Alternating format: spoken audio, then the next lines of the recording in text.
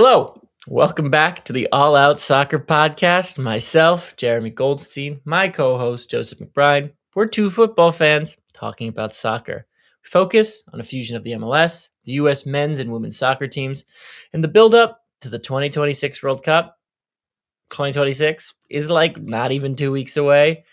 I'm calling in from a snowy New York, so I am cozy to fit the occasion. Joe, you're in New York, but not for too much longer. How you doing? I'm very well, thank you. It was a sad weekend without MLS, of course, but plenty of other things going on in the world of soccer. And yeah, very cold. So it's definitely coming to the end of the year. Well, you know, it's crazy. In a few years from now, the MLS is going to be playing right now this time of year. Obviously, there's going to be a winter break as the MLS schedule changes, but like it's cold. And just like, can you imagine New England having a home game? It's just like the NFL does it, but like that's kind of their whole brand. It's not imagine Messi away right now in Columbus.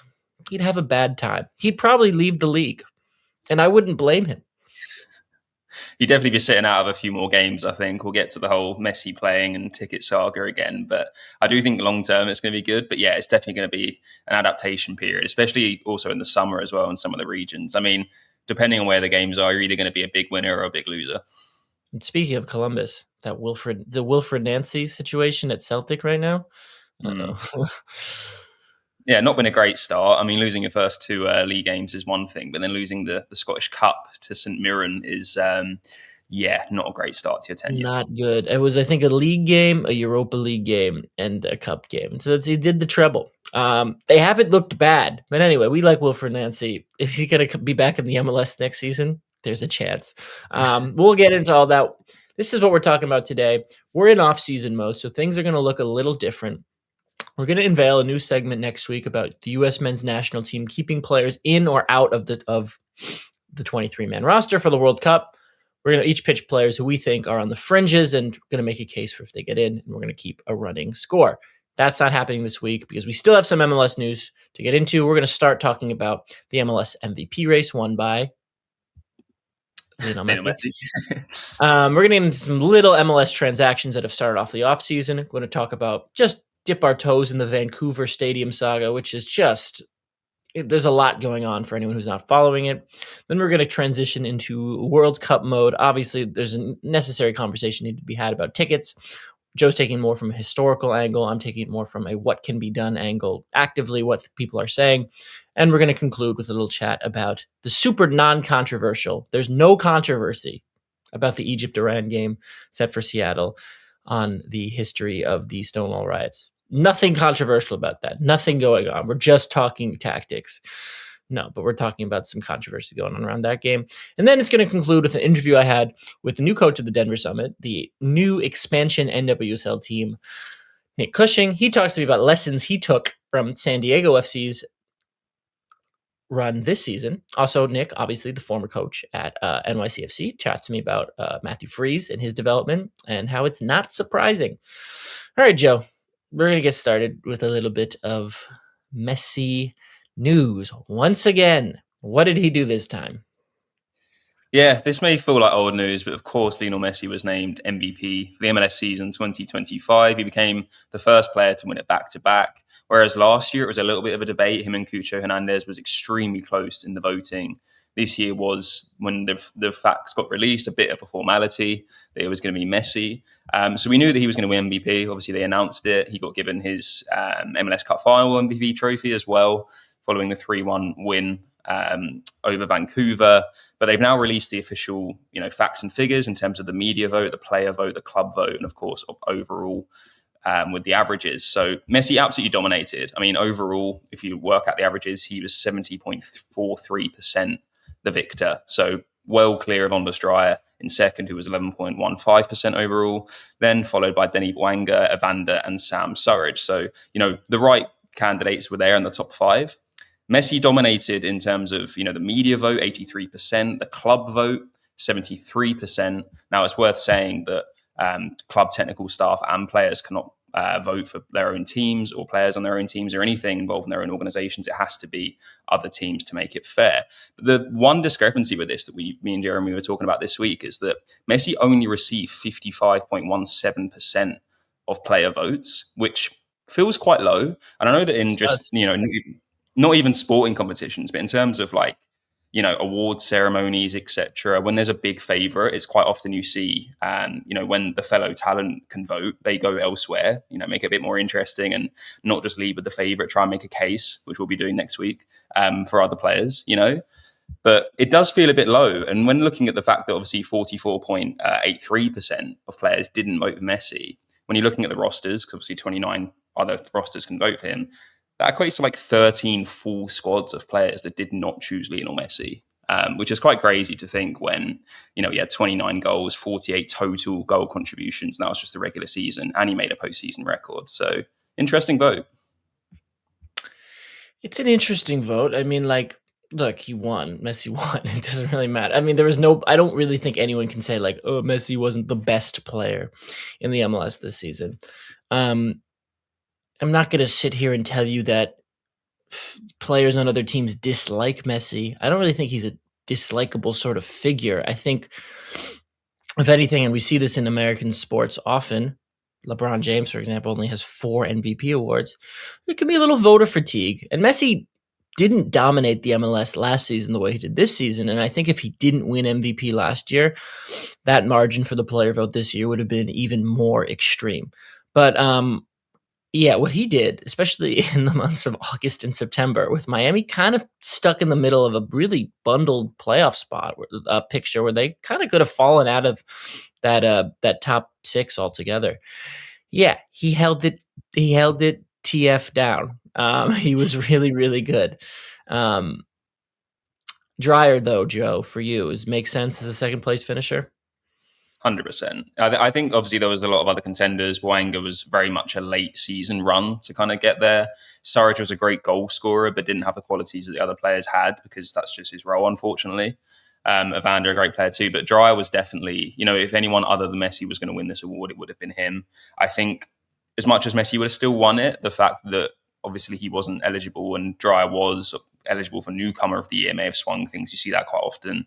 You get put into that category as a formality. But he was incredible this year. And I think as much as Lozano was the big signing at the start of the season for them in their first season, Dreyer was the one that came out as the most prolific player for the whole season for them. I'm going to read an interesting post I saw on a San Diego FC subreddit that I think really typifies what the MVP award is and should be or could be about in the perception of others. I don't have this perception. I don't think you have this perception, but this is how some people view the MVP award. So I'm going to waste 40 seconds of everyone's time and read this quote. I have a media vote, this person says. Okay, good for them. I voted Dreyer 1, Messi 2.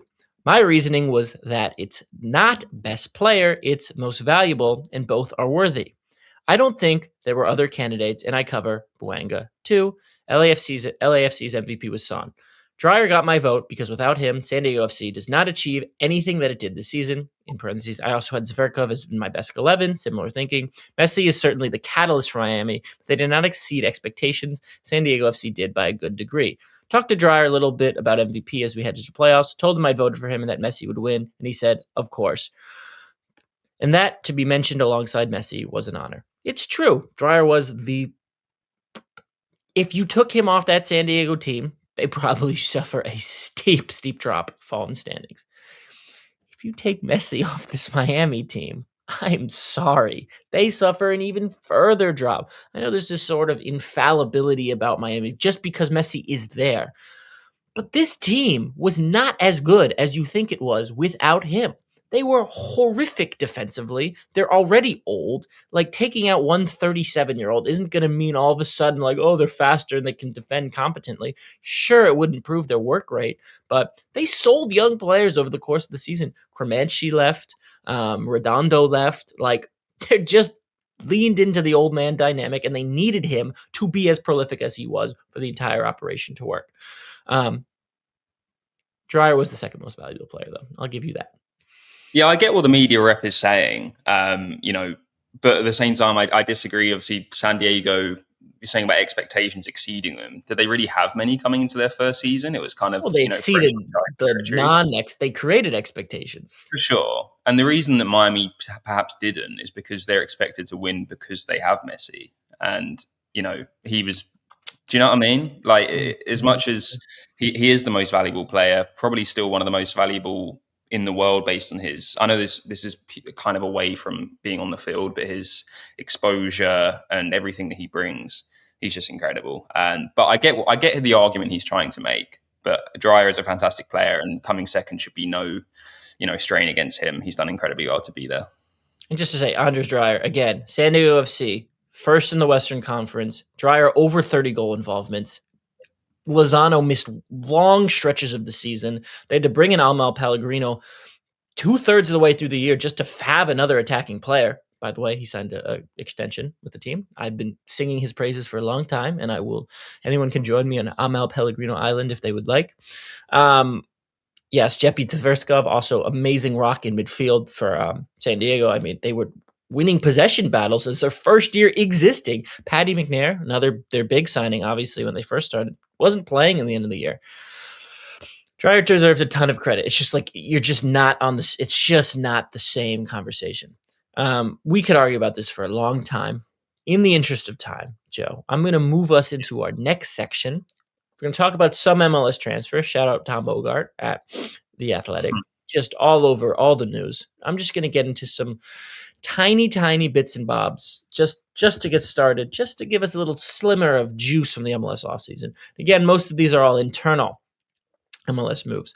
Just to start on the coaching front, we have 3 new hires. Yohan Demet, who's a former LA Galaxy and Columbus Crew assistant, could have stayed at Columbus and got the job. He's to St. Louis, is a head coaching position. Matt Wells, a Tottenham assistant, he's going to the Colorado Rapids.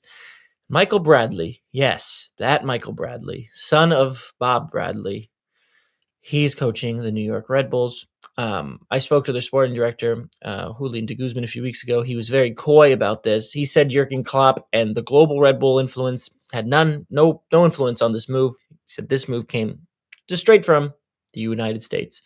Obviously, Bradley was the coach of New York Red Bulls too last year, so not really surprising that he was in the role for 6 months. Sometimes we can see coaches with very, very little experience get elevated, maybe a little too quickly. Similar situation happened to Andrea Pirlo at Juventus in 2020.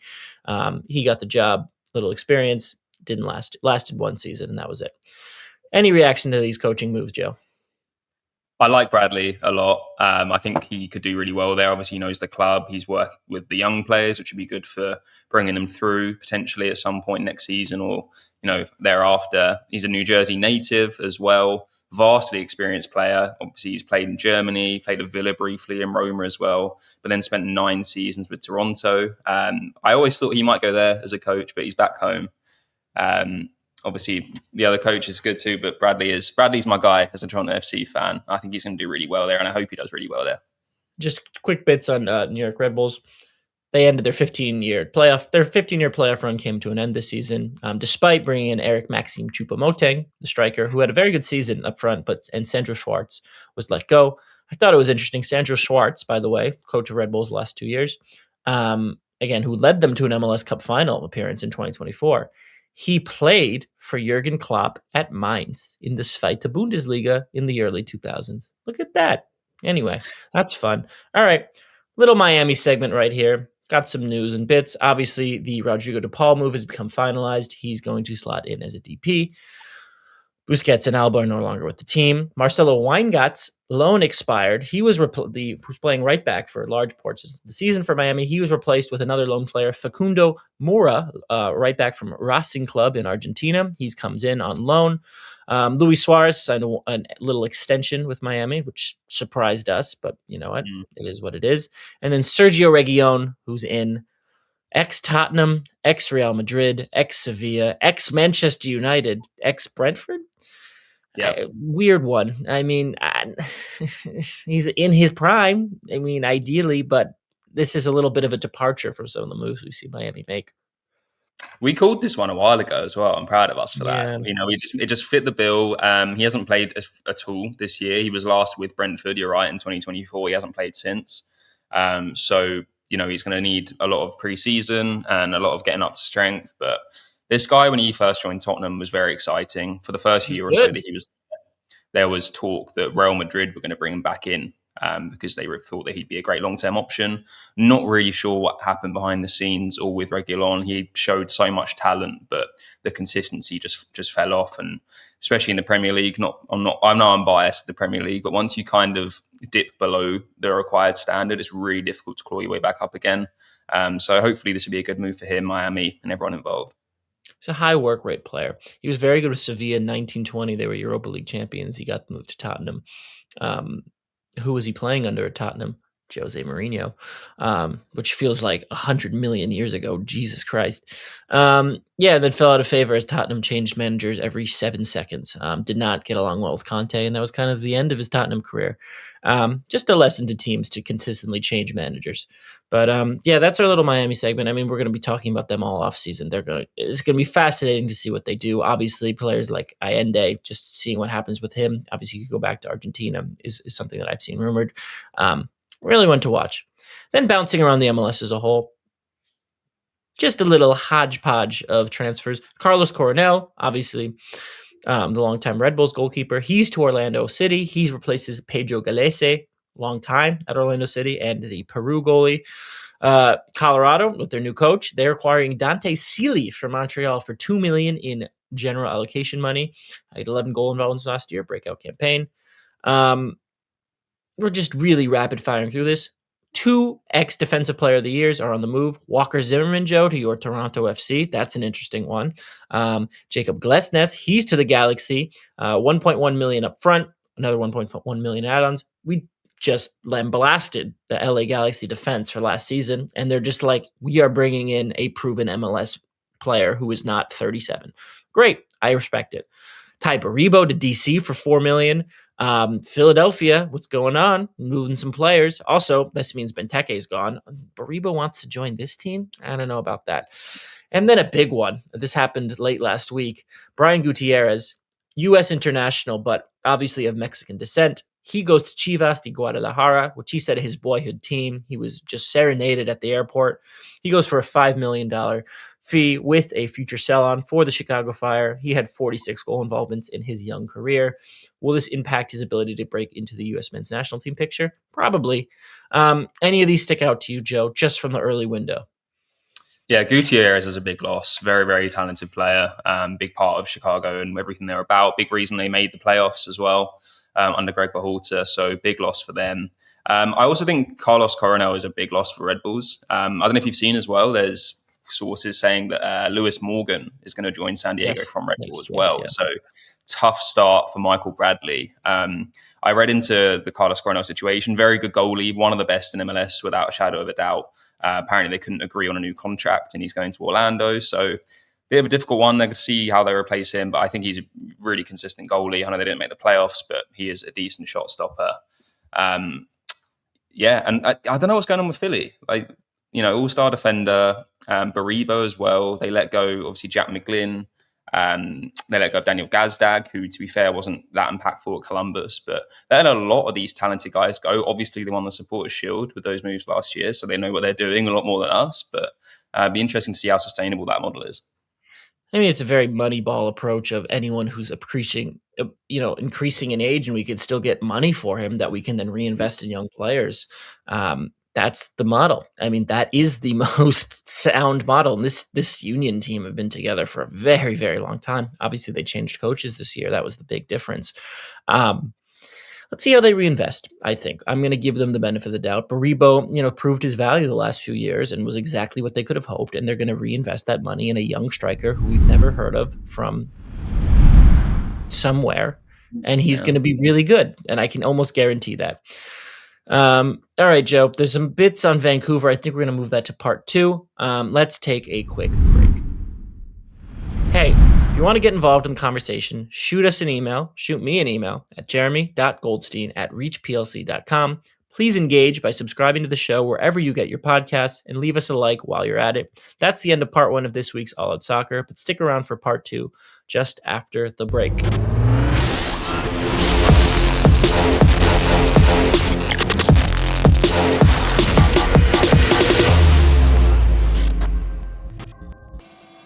All right, Joe. Favorite time. poo-pooing the World Cup in my own country. All right. It's ticket time. It's ticket talk, as they say on CBS Sports with Micah Richards and Jamie Carragher when they do table time. It's ticket time. What do you have for us? Well, I'm sure no one will be a stranger to this, but the ticket prices for the World Cup that have been circling around are pretty ridiculous. Now, I know as if you're in America and you're a big sports fan, you are used to these sort of prices. If you want to go to the big events, be at the big occasions and be involved, you have to be prepared to spend a lot of money, save a lot of money, invest a lot of your time, effort, etc. But for the wider world and especially European teams and etc., this is kind of unheard of. And it's kind of funny how the spotlight has now been put on this and it's become a wider world issue and everyone's waking up to this. It's mad. The reason it's controversial now, the US can charge what they want. FIFA gave them the World Cup. There should be some sort of responsibility for FIFA to make it affordable. But at the end of the day, it's the organisers of the World Cup. The reason this has become even more controversial is that part of the bid when the US, Canada, and Mexico acquired it is they promised that there would be a lot of affordable seats, including thousands of $21 seats. Now, that fee has been eradicated closer to the World Cup and were replaced by $60 seats, right? Now, they said that there'd be sections of the stadium available for $60. When we've looked at the stadium plans, once tickets have come out, there's about 80 per stadium, which have already gone. And now, there's lots of groups that have tried to map their route to potentially the final, how much it would cost to go to all of these games. For England right now, you're looking at about $7,000 to $8,000 just on the tickets alone. Now, of course, that's not even factoring in the flights, the hotel, which is, inflated, the travel in between places. And a lot of fan organizations, one of them being Football Supporters Europe, has basically slammed FIFA, slammed the World Cup and called the prices extortionate. They've mapped another route where it's $8,111 to attend every match. And they're essentially just, trying to call them out on it. Like Qatar 4 years ago, this is 5 times more expensive on average per ticket. And that's not factoring in the final, which could be about 10,000 to get in, which is insane. It's a shame. I feel like this is the way it's going. But at the same time, we just got an email in our inbox yesterday. The third phase of FIFA's ticket sales, 5 million requests. Yeah. And they even titled it saying, underlines the soaring global demand. I hated seeing that email. Yeah. So it's a difficult one. They're getting their money and clearly the interest is there. And clearly there are people that are willing to pay it. So why would you change anything? But the bigger argument elsewhere in the world is just you're pricing out the real fan. And the US has made a big point for so long about trying to make soccer big here and get those massive fan bases over into the stadiums, the authentic ones. But unfortunately, football or soccer is predominantly, historically, a working class sport, which is why you get that sort of attention. And if you price those out, then the stadiums will be very silent. Yeah, but there are going to be people who are coming to these games because welcome to American corporate interest, and these tickets will be sold to companies, organizations, brands, and it's just going to be yucky. I'm going to give you some quotes from Steve Clark, the coach of Scotland. He said, "It's going to be expensive, but it's expensive to go to America anyway. If you can get there and you can afford to be there, that's fantastic, but don't push yourself too far into debt trying to get there. It's FIFA's tournament. They decide what they decide. The Scottish FA have taken their full allocation. So the local FAs are going to do the best they can. Don't push yourself into debt to see us play. Scotland haven't been in the World Cup in a very, very long time. There are people who will, and I'm not advocating for this, but there are people who will push themselves into debt to see World Cup matches. They just will. Scotland's playing Brazil at the World Cup. Yeah, there are people who will push themselves into debt to see Billy Gilmore slide tackle Vinny Jr. at a World Cup. Yeah, people will want to see that. But it's just gross. It's gross. And it's just like, yeah, this is my experience my entire life. I'm priced out of games I would have gone to. I mean, I can go to Brooklyn Nets games because those are cheap, but I was a Knicks fan when I was a kid. And like, I can't even imagine the price to go to Madison Square Garden right now for a Knicks game. Especially sit in the lower bowl. You're paying at least $200. That's a lot of money to watch people play basketball. It's not the people's game anymore at that point.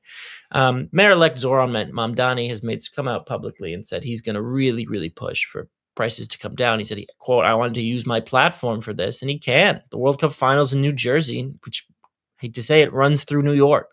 He's going to be very influential in this. He's also a massive soccer fan and Arsenal fan, which is unfortunate.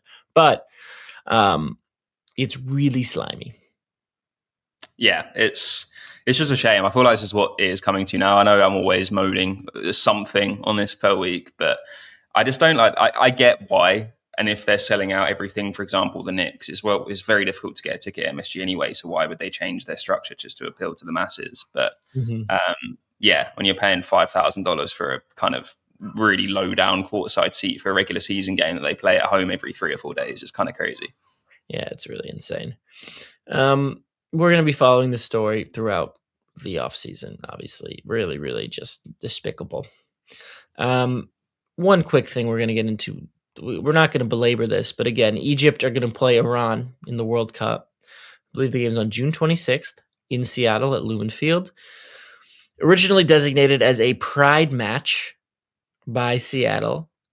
Why this one? Well, the U.S. are playing Australia the week before, which would have probably made a little more sense to label the pride match, but that game falls on Juneteenth, which is that marks the history of the end of slavery in the United States. So that, unfortunately, that will be that game.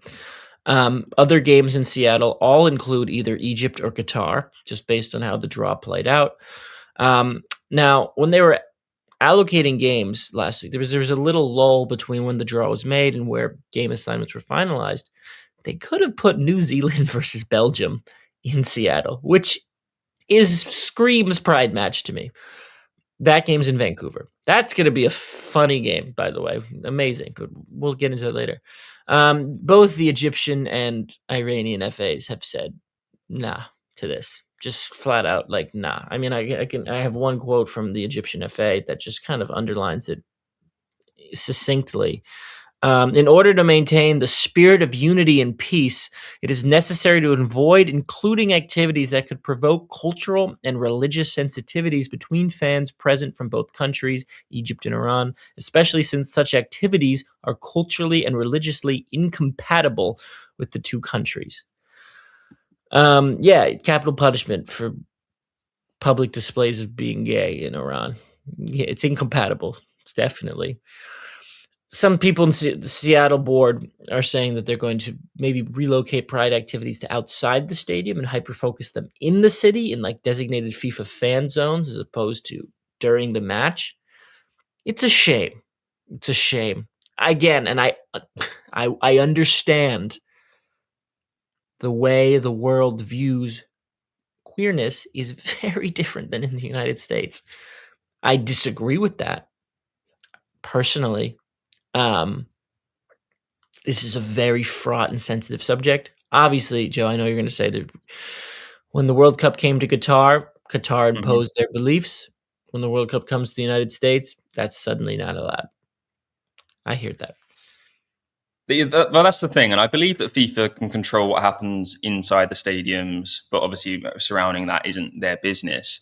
I'm just interested to see how this plays out because, yeah, as you said, when the World Cup went to Qatar, and first things first, all of these kind of potential politically charged things should be ironed out before a bid is awarded. So Qatar got the World Cup, and then it was only in the build up to the actual World Cup taking place about a year or so before the argument over human rights and their stance over, LGBT, etc., started coming up, and people were threatening boycotts, etc. But that should have happened before. The problem came when FIFA supported Qatar and the host nation for their beliefs and essentially stood by them and said, we're coming over into their territory, we must respect their house, which, I am not a fan of. It annoyed me the fact that Harry Kane wanted to put a rainbow armband on and basically got told he might get yellow carded or suspended. Yeah. He obviously got told by the English FA, do not do that. It would have been quite a powerful image if he just took it on the chin. But he didn't. But the fact that it's now flipped and, that's their country's beliefs, as much as I don't agree with it, I respect someone in Iran if that's what they do. I don't respect the way they do it, don't get me wrong. But now they're coming here and, it's double standards. You've got to abide by the same rules. It's got to be the same kind of emphasis given by FIFA. So I'm really interested to see how they navigate this one, because they're in a lot of hot water anyway for lots of different things at the moment. But if they go and start, give support one way and then take it away the other 4 years later in a different country, I just think it's really, really messy. I think it has to be zero tolerance, no double standards the same way. Qatar has got their preferential treatment. It's now in the US. You're in, it's not my country, but you're in this country now. So be it. They want to do a pride thing. They want to show their support and get on with it. If you're picking Seattle as a host city for June, like, this is what's going to happen. And if this is what's going to happen and you want to protect is an insane word to use here, but I'm just going to say it because of the sensitivity of the nations involved. If you want to protect these countries from this, then don't allow this to happen in the first place. Don't check the dates and do some, there was that window intentionally to avoid conflict. This wasn't assigned the Pride game based because, you know what, this is not an FU to these countries because we picked this as the Pride game. This is the only available option. This game falls 2 days in the history of Stonewall. This is I'm sure there is someone who works in FIFA who is aware of that. And if there isn't, then there's an issue with the amount of queer people who work in your office, because someone should know that. It's really stupid that, I just don't really think it's a good idea to have a pride match between Egypt and Iran because of the homophobia that will come from that online subsequently about some of the images outside. And then there's going to be a picture of Mo Salah being like, can you believe Mo Salah is subjected to this? But it's going to be worse for gay people internationally because of how this will be packaged and clipped on social media. I actually don't think this can happen during this game. I just think the backlash from parts of the world is going to be so bad that it's not going to send the message. This is one person's opinion. Yeah. A lot of people on the ground in Seattle are saying other things. They should have a pride match in Seattle, especially. It's just a really big deal for the history of this movement. Something should and could have been done. I don't know how they're going to do this, but they just shouldn't have allowed themselves to be in this position in the first place. That's the problem, is the negligence, because this match was assigned before the draw took place. You have to make sure, now at this point, no one is going to be happy. You're either going to really annoy a certain area of the world, and Egypt and Iran specifically, or you face jeopardizing an entire community of people worldwide now. And it's just such a sticky situation. If you'd have made sure this didn't happen, there could have been a pride match that was observed fairly. Egypt and Iran could have played their game and not been involved, as much as, the whole point of football and the wider thing, the FIFA Peace Prize, is to unite the world, right? Yeah. The way that this has been handled so poorly has now just created a really terrible situation. There's going to be someone that's annoyed, impacted, or upset by this. Look, and everyone wants to pile Egypt and Iran, and that's fair. I mean, capital punishment, that is insane. Obviously, that's insane. But if you thought these countries were going to change for this, that's on you, FIFA. And again, we can talk about cultural differences all we like and respecting rules. Once again, it's just FIFA's fault. This is just FIFA's fault. But FIFA, I still love you. If you want to give me tickets, you can still do that. But once again, this is FIFA's fault. Yeah, there's nothing more to say on that, really. It's going to be one to monitor for sure. And they better have some very intelligent people trying to navigate this one now. Yeah, and Joe, we're going to have our conversation about Vancouver a different week. Just obviously a lot of bits and bobs going on from this week. Also going to intro just some bits of my conversation with Nick Cushing. Again, some points where he talks about San Diego FC's expansion success this year and how he's going to bring some of those lessons to the NWSL. Obviously, sneaking in as a lower seed, just as what we saw happened with Gotham FC this year in the NWSL playoffs, as well as talking about some of his experience and lessons from NYCFC with some nice anecdotes about Matthew Freeze, the new U.S. men's national team #1. Hi, everyone. We're here with Nick Cushing, as we led into earlier in our podcast. Nick, the new coach of the Denver Summit, the new team in women's soccer in the United States. Nick, how are you doing? Yeah, I'm good, thank you. Nick, can you talk about, obviously this is probably an offseason unlike one you've had in recent years. The team is still coming together. Can you just talk about what you've been up to recently? Yeah, it's a really exciting period for us because we're building the team from the ground up, right? We're an expansion team starting in 2026. So we're basically, creating the club, creating the identity. The initial parts was really exciting when we sort of established the name Denver Summit FC, and then you're building the staff and the identity of the team in the sense of the culture and the environment that you want. And we're really fortunate to have really invested owners that they're really involved in the performance center and the stadium and the temporary stadium, and then that leads into recruiting players, right? You need players to have a good team and to be competitive. So a lot of work, but one that I've really enjoyed up to date. What's your selling point to a player to come to a team that hasn't previously existed? I think it's the city of Denver, right? The state of Colorado is a huge soccer city. It's one that has incredible enthusiasm and energy for not only soccer but for Denver Summit, for our team, and a place that is really ready and really excited for a professional women's sports team. You can see that in the season ticket deposits that we've had. You can see that in the excitement. I've done a few fan events and met the fans, and there is real excitement and energy and enthusiasm for this team. I want to talk about expansion teams in general, because I'm someone who's an absolute history junkie. I really love the history of the game, and expansion teams are a very American phenomenon, obviously in the UK, with clubs that are so tethered. Every club seems like it's 150 years old. In the US, there's teams that are 100 years old in certain sports, some that are 20 years old.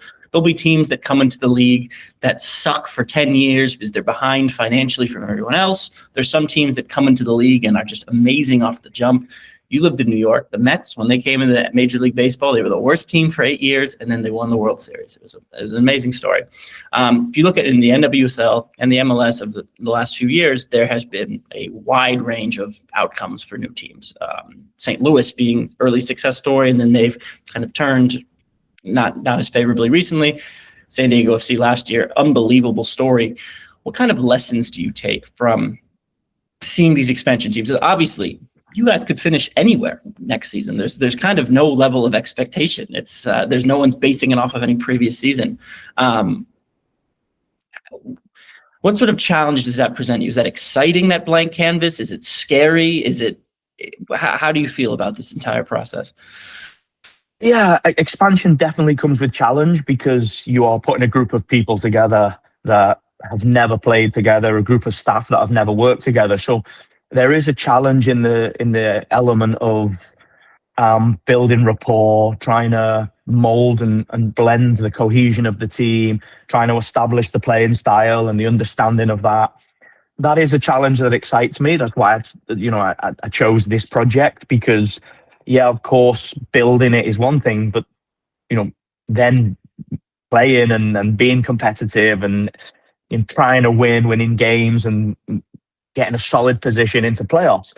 That is the aim, right? And everybody else has an advantage over us because they've been together. Now, I also think we have a huge advantage because we don't have any history. So we don't have any seasons where we didn't do so well. And we don't have any there is zero negativity around our team. So that is something that really excites me. The challenge is something that I can't wait to take on. And I'm confident that we can accelerate the cohesion of the team and blend the sort of rapport and I look at St. Louis and I think it comes down, in my opinion, I think it comes down to leadership. I think Bradley did an incredible job in the expansion year of St. Louis, and I think he has shown his ability to lead in then subsequently taking Philadelphia and win a support shield with them.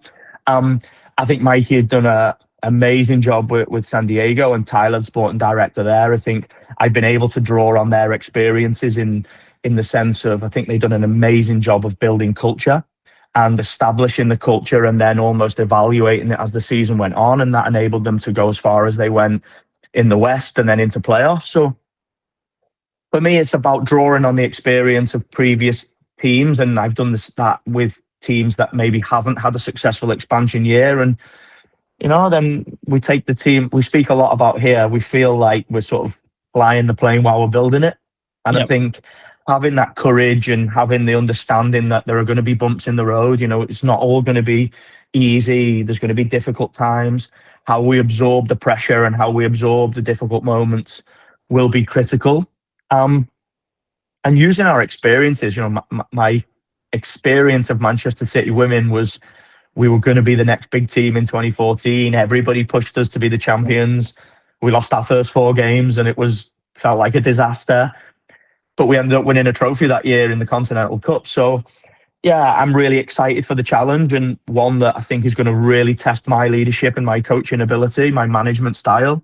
But that's why I took the project. Yeah, and just to ask about your old team, NYCFC made a little run in the playoffs. I think the standout player to me this season was Matt Freese, kind of establishing himself as the US's number 1. What can you say of his rise? Are you surprised that he's here and he's now arguably considered the best goalkeeper in the United States? You know what? It doesn't surprise me at all. When Matt played against us in the conference final in 21, if you recall, Philadelphia had this crazy COVID outbreak, and Andre Blake was in that group of players that were sick, and Matt played in the game. And when we went through 22, the team had evolved and naturally went through that process of rebuild. And John Johnson left for Toronto, and Rob Bartugian, our goalkeeper coach, came straight to the table with Matt Freese, this young goalkeeper. He'd worked with him in the Olympic team or with one of the youth national teams. And the challenge for us that he was at a local rival in the sense of Philadelphia Union. We went to Philadelphia. We managed to do the trade and get Matt in. And the first part of 2023 was Matt Freese and Luis Barraza sort of challenging for the number 1 jersey. Luis, we'd had a long time, so deserved the opportunity. And Matt, we'd brought in as future potential, right? But we learned very, very quickly that not only did Matt have an incredible talent, but his mindset, mentality, and work ethic is world class, is high level. And you can see the guy is intelligent, right? He has a history of Harvard education, but just his work ethic and mentality. Now, I say a lot to players, right? Talent is one thing, but your sort of energy and enthusiasm and ambition is what will take you to the top. We all make mistakes. We all have areas to develop.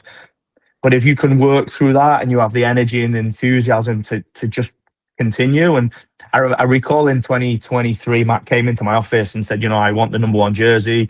Give me an opportunity and I will show you. And I think it was post-Leagues Cup in 2023, we played, I think it was Minnesota, the first game back at Citi Field, and we put Matt in.